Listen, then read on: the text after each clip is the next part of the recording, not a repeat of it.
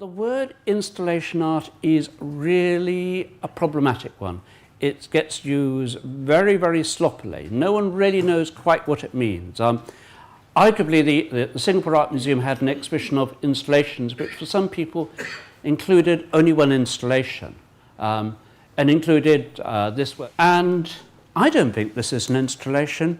I think it's a painting. And I asked the artist for no one, and she said, yeah, I thought it was a painting when I made it too. So what do we mean by installation? The word seems so vague. It's a word that's not been clearly defined, and therefore it's being pushed around in a rather speculative way. I think for many people, the notion starts here. 1942, very, very famous image. Marcel Duchamp in America was asked to produce, as a curator, an installation for Peggy Guggenheim's Art of the Century. And what he did was two things. Put a mile of string all over the place. So you couldn't actually get to see Mondrian or Salvador Dali's paintings very well. You had to peer at them through string. You were very, very conscious of being in an exhibiting space. You're very conscious of yourself being there. And also the entire room was taken over.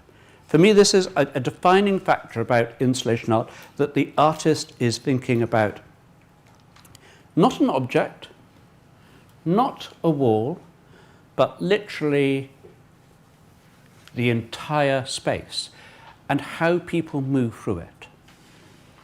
That for me is probably where we should be looking at to try and find out where this is. And also another factor, very little observed this opening. At the opening, Marcel Duchamp got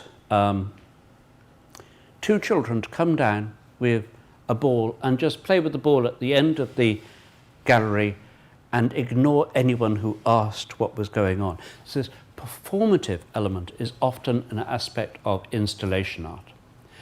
I think that there are other aspects that lead to the prevalence of installation art in the 21st century. One, again, is that by the 1940s, artists were very often thinking not in terms of a painting, not in terms of a sculpture, but a whole room. So Clyfford Still, the American abstract expressionist painting, was always insistent on, I want a room. And preferably he wanted an entire museum, but he always wanted a complete room. That was the complete statement. And the early exhibitions of abstract expressionism, the artists, wherever possible, demanded, if he's got a room, I want a room. If he's got a room, I want a bigger room. So the notion of the room becomes the defining factor, not the plinth, not the frame.